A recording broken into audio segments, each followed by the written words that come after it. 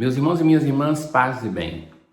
Uma série de coisas são evocadas hoje na liturgia da palavra como testemunhas do evento que nós estamos celebrando, da encarnação do Filho de Deus.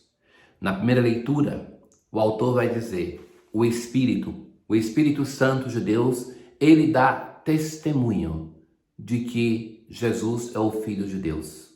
Mas nós somos ligados a este testemunho e podemos crer através de dois sacramentos. Por isso ele vai falar a água e o sangue, que quando Jesus na cruz é perfurado do seu lado, jorra água e sangue, que são os símbolos dos dois sacramentos, do batismo e da Eucaristia.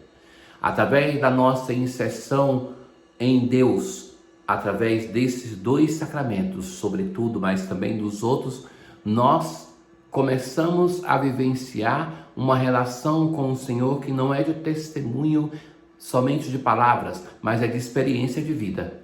E assim também hoje no Evangelho,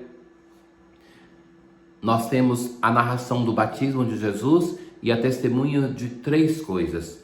É o céu que se abre, depois de tanto tempo que é considerado o céu fechado no Antigo Testamento, uma pomba que é o sinal da presença do Espírito de Deus, e a voz do Pai que testemunha. Ouçamos. Na antífona de hoje, para os retos de coração surgiu nas trevas uma luz, o Senhor cheio de compaixão, justo e misericordioso. Continuamos a ler a primeira carta de São João e ele começa assim: Caríssimos, quem é o vencedor do mundo, senão aquele que crê que Jesus é o Filho de Deus? Nós estamos acostumados que São João quando trata do tema da fé, ele coloca a dimensão da fé com uma grandeza tal e de uma força essencial. Então, hoje ele vai colocar a fé em Jesus como uma vitória sobre o mundo. Peregrinar nesse mundo ou estar nesse mundo sem uma dimensão de transcendência e de fé, nós nos tornamos servos deste mundo. Mas nós somos chamados para estarmos neste mundo e não sermos deste mundo. E só fazemos isso através da dimensão de fé. Se nós colocamos esse mundo na sua condição de criatura e não como um valor último ou um valor em si. É criatura. Este é aquele que veio pela água e pelo sangue. Então os dois testemunhos ele vai acrescentar. E o Espírito é que dá testemunho, porque o Espírito é a verdade. Assim são três que dão testemunho: o Espírito, a água e o sangue. O Espírito nos liga à verdade, a verdade é o próprio Jesus Cristo. Mas para entrar nessa relação e crer em Jesus, nós precisamos da ação do santificador. E a ação do Espírito na nossa vida, ela sobretudo acontece através da ação sacramental da igreja, mesmo que não seja o único modo do Espírito agir. Nós sabemos no Antigo Testamento aquele episódio de Cornélio, que antes de receber o batismo, recebe o Espírito Santo. Claro, o Espírito de Deus é livre, sopra onde quer, age como quer, mas o modo ordinário de Deus agir na sua igreja é através da via sacramental. Aquele que crê no Filho de Deus tem este testemunho dentro de si. Ou seja, a fé nos coloca na condição de testemunhar. Então não é somente o Espírito, a água e o sangue, mas nós, através da dimensão da fé, nos tornamos também nós testemunho. Aquele que não crê em Deus faz dele um mentiroso. Deus nos deu a vida eterna e esta vida está em seu Filho. É aquela vida que Deus comunica ao seu Filho, que assume a nossa natureza permanecendo Deus, é a vida que pulsa em nós, através do dom da fé. Veja que é grandioso isso que o apóstolo está falando. Para nós que peregrinamos nesta fé, nesta terra, através da dimensão da fé, a fé é um modo de antecipar uma realidade futura. É uma vivência já aqui neste mundo de uma realidade que há de vir. Isso deveria nos encher de alegria, deveria nos bastar para viver com gratuidade, com júbilo e com festa a nossa relação, a nossa vivência aqui neste mundo. Para que saibais que possuís a vida eterna.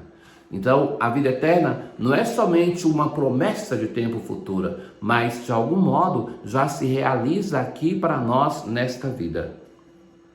No Salmo de hoje, somos chamados a rezar com o Salmo 147.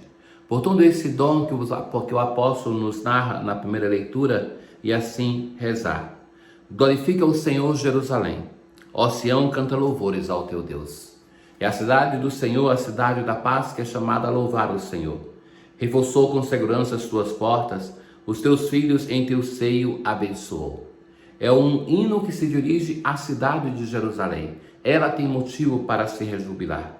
A paz em teus limites garantiu, e te dá como alimento a flor do trigo.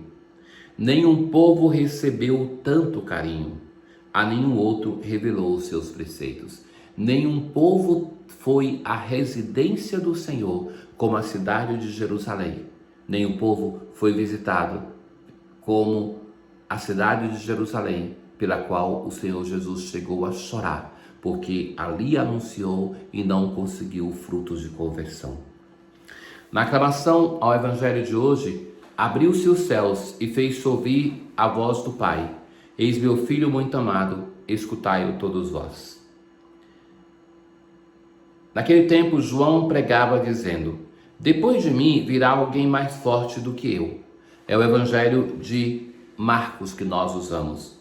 E hoje ele vai dizer claramente assim: eu nem sou digno de me abaixar para desamarrar as suas sandálias. Essa expressão é tão bela que eu não me canso de explicá-la, porque em geral se lê somente como uma expressão de humildade. De certo que o Batista tem essa humildade, mas ela vai além.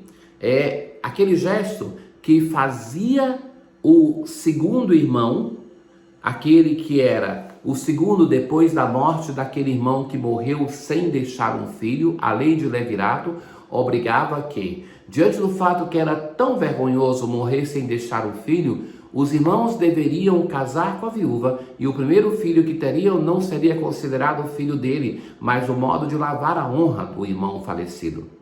Mas se aquele irmão que era o primeiro na linha de sucessão, que tinha tal obrigação, não quisesse por algum motivo cumprir esse direito e esse dever, o segundo irmão deveria desamarrar as suas sandálias dos seus pés e calçá-las, para dizer que ele assumia aquele compromisso com o irmão falecido, com a viúva.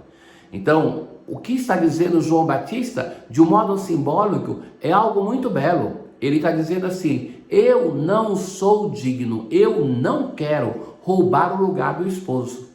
Essa imagem esponsorial entre o Deus e o seu povo, que nós já encontramos no Antigo Testamento, é esta que João evoca e que nós vamos encontrar na liturgia dessa semana também em um outro momento.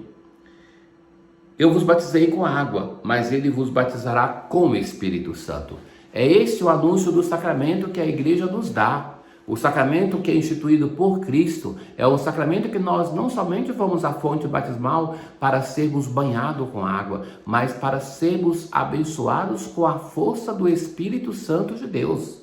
É esse o significado do batismo que nós recebemos. É ele que nos lava do pecado e que nos dá a santidade de vida. Nos tornamos como habitados pela graça santificante que é o próprio Deus. Nos tornamos de fato filhos de Deus, imagem e semelhança de Deus.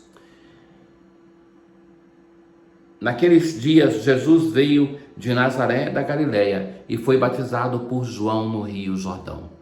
E então o que acontece nesse momento? Os céus se abriram.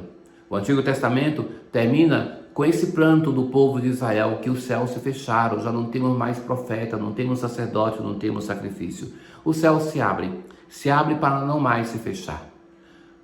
O Espírito desce como uma pomba, porque a pomba é o símbolo antigo do animal que é ligado ao seu ninho. Então, a casa, o ninho do Espírito Santo é o Filho de Deus, Jesus. E do céu uma voz: tu és meu filho amado, em ti ponho o meu bem-querer. Então a mensagem é dirigida ao próprio Jesus e não ao povo que está ali. Tu és meu filho. Ó Deus, sede a luz dos vossos fiéis e abrasai seus corações com o esplendor da vossa glória, para reconhecerem sempre o Salvador e a Ele aderirem totalmente. Tenham todos um bom dia. O Senhor esteja convosco, Ele está no meio de nós. Abençoe-vos o Deus Todo-Poderoso, o Pai, o Filho e o Espírito Santo. Paz.